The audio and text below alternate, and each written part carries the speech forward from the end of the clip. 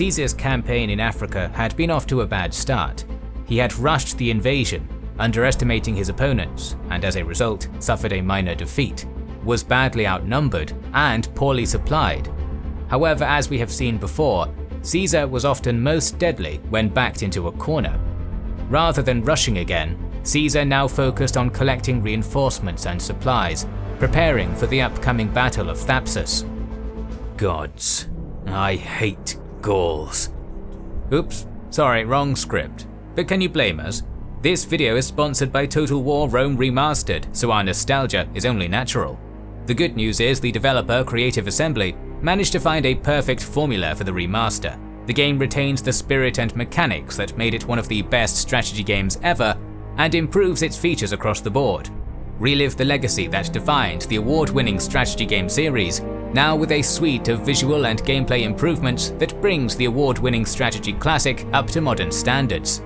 Build your empire, command ferocious battles, and conquer the ancient world like never before.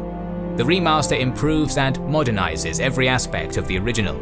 Play it in full 4K with support for ultra-high definition resolution and overhauled graphics. 16 previously unplayable factions have been added on top of the original 22. Players can exercise more control than ever with new features, such as a tactical map during battles, plus heat maps and icon overlays in the campaign mode. The diplomacy system has been overhauled, wider camera zoom levels and camera rotation on the campaign map are now available. Total War Rome Remastered includes the Barbarian Invasion and Alexander expansions in glorious new detail, and players will also gain access to the original Rome Total War collection on Windows. It is 50% off for owners of the original game for a limited time. Support our channel and pre-order the definitive version of one of the best strategy games ever by clicking the link in the description. Caesar's first priority was improving the defences of Ruspina and creating entrenchments from the town to his camp and to the sea. In doing so, Caesar ensured his communication lines would be kept safe, while also providing a safe landing ground for any reinforcements and supplies. Caesar had been surprised by Labienus' tactic of mixing light troops with cavalry, and decided to mimic it, pulling light marines and archers off his ships in order to do so. Meanwhile, Scipio was en route to unite his force with Labienus and Petreius, bringing with him almost all of the Optimate leaders and the entirety of their army, bringing its total to more than 60,000. Such an army would have already been larger than the one Pompey had, and to make matters worse for Caesar, there was also a possibility that the king of Numidia, Juba, would join Scipio with his own force, including its famed elephants. With fortifications improved, Caesar turned his attentions to supplies. The Optimates had previously stripped the area of corn, and most of the local workforce was pressed into their army, making the harvest of that year particularly poor. Caesar was forced to purchase supplies from wealthy individuals living in the area, and rationed them out to his army. A number of his scattered transports were hunted down by the Optimate navy and were captured or burned. Caesar ordered the remainder of his vessels to patrol the harbour of Ruspina, to keep the area clear for the anticipated arrival of troops and supplies from Sicily. Just when things were starting to look disastrous, Caesar had a stroke of luck.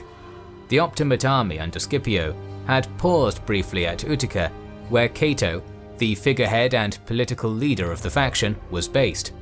While the army was there, Cato began chastising Pompey's sons for failing to achieve as much as their father had by their age. Shamed and hoping to prove himself, Gnaeus took 2,000 slaves and freedmen and attacked the nearby kingdom of West Mauritania, ruled by King Bogard. The Mauritanians lured Gnaeus close to the town of Ascarum before sallying out and quickly defeating the small force. Humiliated, Gnaeus withdrew to the Balearic Islands, but his actions had far-reaching consequences. Having left a sizable garrison at Utica, Scipio now marched to Labienus and Petreius, uniting the two armies and establishing camp 5 kilometers from Caesar's position. They immediately began using their large cavalry forces to keep Caesar within his fortifications, making his supply situation even worse. Juba began marching to his allies, hoping to assist in a quick and definitive win over Caesar, but Gnaeus' actions now showed their consequence. The king of East Mauritania, Bocchus, heard of Juba's departure and invaded Numidia to avenge the Optimate attack on his brother Bogud. Commanding the Mauritanian armies was Publius Sittius, who had been operating in Africa as a mercenary since the Catiline conspiracy. He successfully captured the Numidian city of Cirta and then proceeded to pillage and sack the surrounding area. By this point, Juba had almost reached Scipio, but upon hearing the news, pulled back to defend Numidia. Meanwhile, some of the local citizens had begun sending messages to Caesar, complaining of the harsh rule of the Optimates. Some towns even requested garrisons, pledging to feed and house them in return, an offer Caesar gladly accepted, sending 3 cohorts in order to improve his supply situation.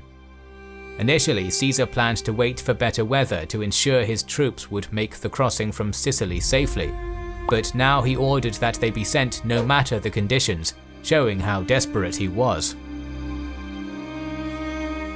Scipio was not idle while all this was going on. Labienus, in command of the majority of the Optimate cavalry, kept up a relentless harassment campaign, fighting a number of skirmishes with Caesar's cavalry that ventured out to patrol. Labienus kept searching for ways of keeping Caesar's forces occupied, including attacking the towns of Leptis and Aquila, but he was repelled by Caesar's cohorts now garrisoned there. Nevertheless, these attacks were effective at keeping the pressure on Caesar. Similarly, Scipio would march his army out of camp every day and draw them into battle formation, including the elephants, hoping to intimidate the recruits in Caesar's army. Caesar made a show of indifference, keeping his men at work on their fortifications, but he never drew up his own army for battle. He knew that for any chance of victory, he would need more men, particularly more veterans.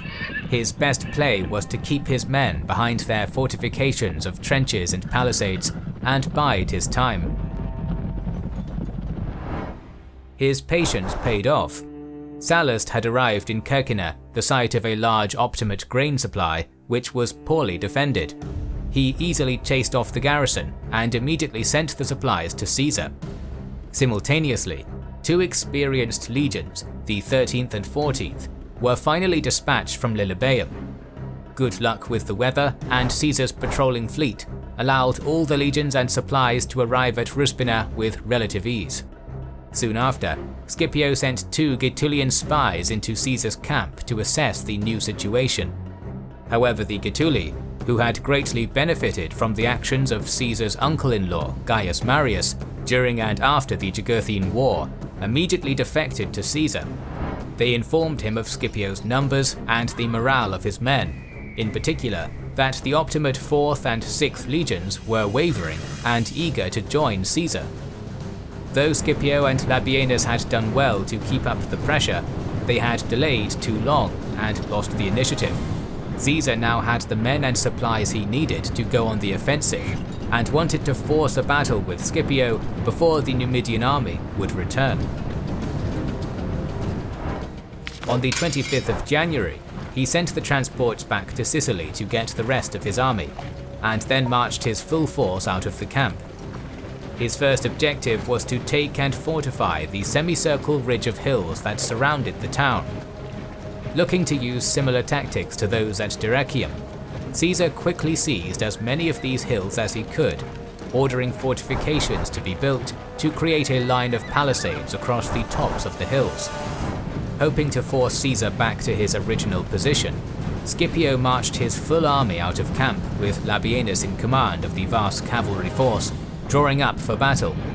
Caesar initially thought this was a bluff, but when the enemy approached in formation, he drew his legions up on the hills for battle, sending a small detachment of Spanish auxiliaries to seize one hill still held by Scipio. The Numidians holding the position there were quickly chased away, and Labienus led the majority of his right wing of cavalry to cover their retreat. Caesar noticed that Labienus had moved too far from the main Optimate battle line, and sent his own left wing of cavalry to charge through the hole, before turning back to attack Labienus from the rear. a large estate prevented Labienus from seeing this movement until the enemy cavalry was already behind him. With the cavalry pushing from his rear and the Spanish auxiliaries attacking from the front, Labienus was caught in a pincer and ordered a withdrawal. He and the fast Numidian horsemen were able to extract themselves, but his Gallic and Germanic cavalry was slower. They were surrounded, and despite brave resistance, cut down to a man. Seeing that his right flank was in shambles, Scipio quickly ordered a retreat and pulled back to his camp. Feeling robbed, Caesar did the same. However, soon he tried to force a battle again, this time marching his army towards the town of Uzica, a major water source for Scipio, which was located just outside the Optimate camp. Scipio marched his army out of camp, positioning them on either side of the town in a strong defensive position. Eagerly, Caesar again drew his men up for battle, but was reluctant to attack Scipio in such a strong location. For the remainder of the day, the armies stood opposite each other until Caesar ordered a retreat. Frustrated once more, Caesar returned to his camp and continued to further fortify his position on the ridge. Scipio had been delaying for a good reason. Immediately after the cavalry skirmish where the Gallic and Germanic cavalry had been lost, he had sent word to Juba demanding his help. Juba, who owed his kingdom to Pompey, obliged. He left his general Sabura, the victor of Bagridas, to fight Citius, and marched to Scipio with 3 Numidian legions trained in the Roman style, 800 heavy cavalry, more light infantry and cavalry, and 30 more elephants. The Optimates now had 8 Roman and 3 Numidian legions, approximately 55,000 men, almost 16,000 cavalry, 60 elephants, and perhaps as many as 20,000 light infantry, a total of around 90,000 men, a truly colossal force. Scipio thought that it was his turn to go on the offensive. His fleet had been hunting down any of Caesar's ships that had been blown astray in the crossing from Sicily, and the prisoners were brought to him. He now displayed a number of captured veterans of the 14th outside his camp, and had them tortured to death there and their bodies left outside. He also once again began drawing his army out of camp every day to further intimidate Caesar and his men. These actions had the opposite effect, however. The execution of his men enraged Caesar, and he was also encouraged by Juba's numbers. They weren't as significant as he feared, which meant that Citius was distracting much of the Numidian force, and confirmed that Scipio had no more aces left up his sleeve. Following this, a deadlock emerged. Both sides regularly drew up for battle, but no serious engagement was fought, neither wanting to be the one to attack a fortified opponent. A number of cavalry skirmishes were fought, with neither side able to gain a significant advantage over the other. 2 more veteran legions, the 10th and 9th, arrived, and Caesar attempted to use them to break the stalemate, constructing 2 long entrenchments from his camp to Utica, despite the constant harassment from Labienus's cavalry. A new camp was made at the end of these entrenchments, where siege weapons such as scorpions and catapults were constructed, and began bombarding Utica. Caesar's constant pressure and the close proximity of his new camp to that of Scipio's encouraged some of the Optimate troops, mainly Gaetulians, but also a number of men from the 4th and 6th legions, to change sides. Scipio couldn't allow this to go on, and once again ordered his army to get into battle formation. Caesar did the same, but the broken ground in front of Scipio's army dissuaded him from attacking, despite the 2 armies now being less than 200 meters apart. After squaring off for half a day, Caesar withdrew back into camp. That is when Labienus launched an attack on Caesar's retreating cavalry and light infantry. The legions were close enough to prevent a complete disaster, but the attack gave Caesar food for thought. It was only a matter of time before Labienus was able to strike a deadly blow with his superior cavalry numbers. Soon word was sent that the last 2 legions Caesar pegged for this campaign, the 7th and 8th, were en route from Sicily. He also heard from some deserters that Varus, who had been stationed at Utica with the Optimate fleet, planned to attack them on the crossing. Immediately, Caesar rode to Leptis himself, took command of his fleet, and surprised Varus. The Optimate fleet was chased away, and the Caesarian legions were guided to land safely. Caesar now felt comfortable enough to send 2 legions out of his fortifications to find supplies in the nearby estates.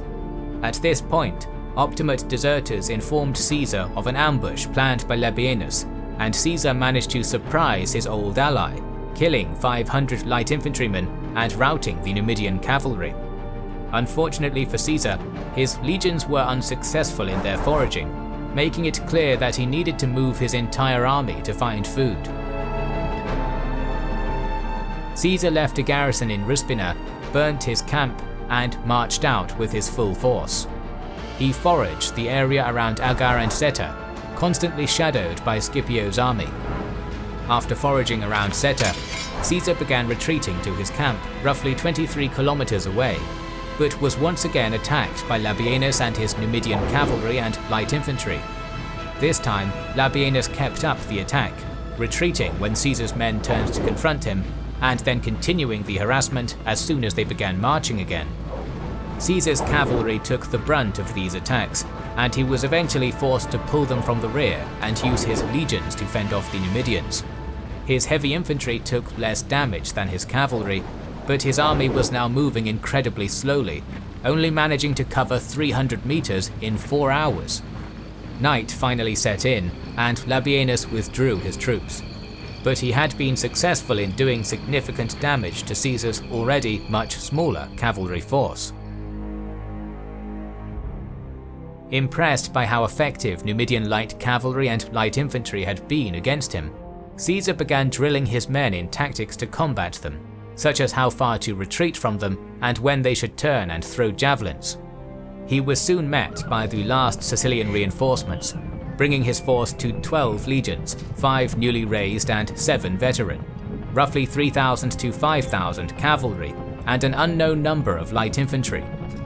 Caesar's veteran legions had taken casualties, some might even be at only half strength, and so establishing the size of Caesar's army is difficult, but a number of around 60 to 70,000 seems reasonable.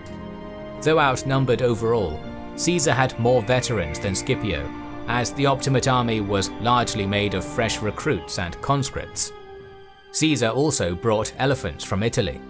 Although useless in battle and intended for the Roman games, they allowed Caesar to train his troops. His men were taught where the elephants were vulnerable even in armor, and his cavalry practiced throwing dummy javelins at them, familiarizing the horses with the elephant's smell and sound. It is a testament to Caesar's generalship that even on campaign he still took the time to train his troops to address new threats. The stalemate continued. Caesar was moving from town to town looking for supplies, with Scipio shadowing him. Labienus attempted to keep up his skirmishing campaign while Caesar marched, but Caesar's training had paid off.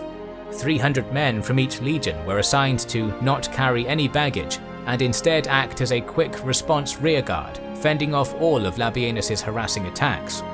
Finally, Caesar had enough. Time and again he had formed up his army for battle, only for Scipio to decline. The towns in the area that he raided were not important enough to force a reaction, and Labienus's attacks remained a constant source of frustration. Caesar needed to be able to force Scipio into a situation where he had no choice but to fight. So on April 4th, Caesar abandoned his camp at night and moved to Thapsus. Thapsus was a major city in the area, holding a large port, supplies, and arms and armor. It was a target that Scipio would not be able to ignore a threat to.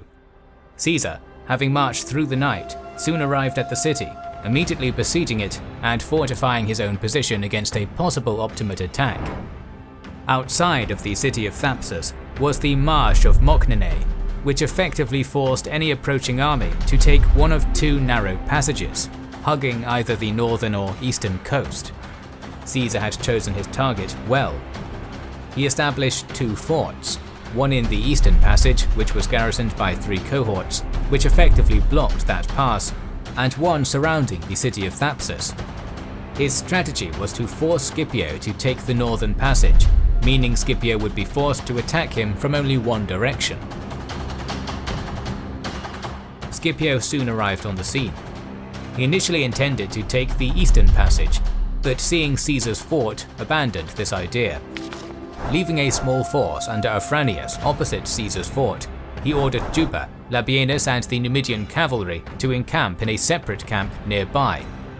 He then commanded a forced march around the west of the marsh to the northern pass with the rest. It seems that Scipio's strategy was to try and catch Caesar in a pincer, hoping to eventually make a simultaneous push on his position through both passages. Quickly, Scipio ordered part of his men to begin construction of a second camp, while the rest of his army drew up for battle in front of them, with the elephants on either flank in front of his cavalry. Caesar could not believe his luck. Scipio had taken the bait and was now offering battle under terrible conditions. His men were already fatigued by the long march. Part of his army was building a camp, and a significant portion of his army, including most of the Numidian cavalry, was too far away. Leaving two of the rookie legions encamped around Thapsus, Caesar eagerly formed up the rest for battle. He deployed his army in the classic three lines.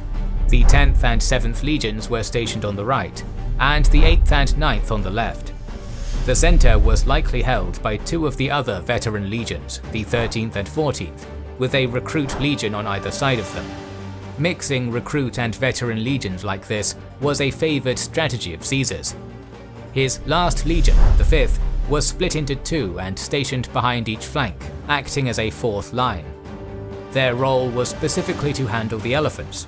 In case of a charge from them, the front lines would part and it would be up to the 5th to kill them.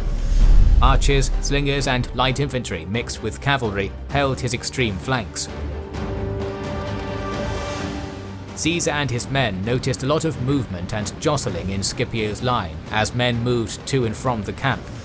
His veterans, many of whom were already supposed to be retired and who had spent the last couple of months frustrated by the lack of a decisive battle, urged Caesar to attack. Caesar was hesitant, perhaps thinking that it must surely be a trap. It is also worth noting at this point that Plutarch claims that Caesar had an epileptic fit before the battle, which perhaps was the reason for the delay. His veterans, however, had had enough. A trumpeter of the 10th or 7th, without Caesar's orders, sounded the charge, and Caesar's right flank surged forward. Realizing that there would be no way of restraining his men, Caesar decided that he must fully commit and rode ahead to the 10th and 7th to take personal command of them. He ordered the slingers and archers on the right to target Scipio's elephants opposite them, panicking the beasts and sending them rampaging into their own lines. At the same time, the elephants on Scipio's right charged Caesar's left, but his legions quickly parted as they were trained to, the cohorts of the 5th Legion taking the brunt of their charge. They fought bravely, using spears to jab at the vulnerable and sensitive points on the elephants, blasting trumpets loudly to further frighten them. The elephants were soon panicked and turned to run back to Scipio's army. Scipio's line was now being charged by his own elephants, with Caesar's legions following close behind. Panic had set in almost immediately. The left, fighting Caesar's 10th and 7th, was the first to break, the entire line following shortly after. Some tried to fight, but most were stampeding towards the camp that was still being built. Caesar now had all the momentum, and his men easily cut down the fleeing and disorganized Optimate forces, as well as those who were constructing the camp. The garrison at Thapsus attempted to sally out to distract Caesar's army, but the two legions left in the camp easily repelled it. These legions then marched down the eastern corridor to the camps of Afranius and Juba. In a full-scale rout, Scipio's men fled around the western edge of the marsh, desperately trying to reach these camps, with Caesar's men in hot pursuit. It was a disaster for the Optimates. When Scipio's men reached the forts, they found Afranius's camp already overrun and Juba's being assaulted by Caesar's two other legions. The Numidian king, seeing Caesar's main force now approaching, gave up the fight and retreated with Labienus, Petreius, and what cavalry he had left. Caesar's force stormed his camp, easily taking it. Caesar's men massacred many. Dio blames this on Caesar. However, most sources say Caesar ordered the men be spared, but that his battle-frenzied soldiers disobeyed. It seems likely that Caesar did not order the massacre. A master propagandist, Caesar knew the power of mercy, and was renowned, even in his time, for sparing the vast majority of his Roman enemies. The battle was over. Some sources suggest that the Optimates lost 10,000, others suggesting as many as 50,000, while Caesar's losses were as little as 50 or as many as 1,000. It was a decisive victory for Caesar. Following the battle, the Optimate leadership was scattered. Labienus, Varus, and Pompey's son Sextus had managed to escape and would eventually make it to Spain, where they would continue to resist Caesar. Afranius, along with Faustus Cornelius Sulla, collected the survivors and began pillaging Mauritania, planning to gather enough supplies to then also cross to Spain. However, they were caught by Sitius and then killed. Petreius and Juba fled to Numidia, confident they would find support there. Sitius had been successful in defeating and killing Juba's general Sabura, however, and the Numidians now turned on their king, barring their gates to him. With no options left, the two men decided to commit suicide. They had a final dinner and settled on dueling each other, so that at least one of them may die honorably in battle. Juba won the duel, killing Petreius, and then had one of his slaves kill him. As for Scipio, he too hoped to retreat to Spain. Gathering a few supporters and a small fleet, he set sail, but was caught in a storm and forced to make port at Hippo. Caesar's fleet, commanded by Sitius, found him, and a minor naval battle was fought. When defeat here was inevitable, Scipio killed himself, the last Scipio of any real historical note. The only Optimate leader left in Africa was Cato in Utica. As Caesar's army closed in, he made his final preparations. He held a feast with his friends and then retired to his bedroom, leaving his children in the care of Lucius Caesar, a distant cousin of Caesar's, though a supporter of Pompey, telling his son, "I, who have been brought up in freedom with the right of free speech, cannot in my old age change and learn slavery instead." He then read Plato's Phaedra, and after finishing it, stabbed himself in the stomach. In death, Cato did rob Caesar of what would have been one of his greatest triumphs, that of being able to claim that he spared the life of his greatest enemy. Caesar was extremely frustrated by Cato's suicide, apparently saying, "Cato, I begrudge thee thy death, for thou didst begrudge me the preservation of thy life." Caesar spent some time in Africa, fining those who had funded the Optimate war effort, before finally returning to Rome victorious. He retired many of his oldest veterans in a generous fashion, and held 4 triumphs, one for Gaul, Egypt, Asia, and Africa. Having defeated Cato, his position was now supreme. He was assigned incredible powers by the Senate, including censorial powers for 3 years, and dictatorial powers for 10, a wholly unprecedented level of power. For all intents and purposes, Caesar was now the sole ruler of the Roman Republic. However, though he had now twice won the civil war, once at Pharsalia and once at Thapsus, the war was not over. The sons of Pompey, Varus, and Labienus still resisted him in Spain. More battles were to come, and we're going to cover them soon, so make sure you are subscribed and have pressed the bell button to see the next video in the series. Please consider liking, commenting, and sharing, it helps immensely. Our videos would be impossible without our kind patrons and YouTube channel members, whose ranks you can join via the links in the description to know our schedule, get early access to our videos, access our Discord, and much more. This is the Kings and Generals channel, and we will catch you on the next one.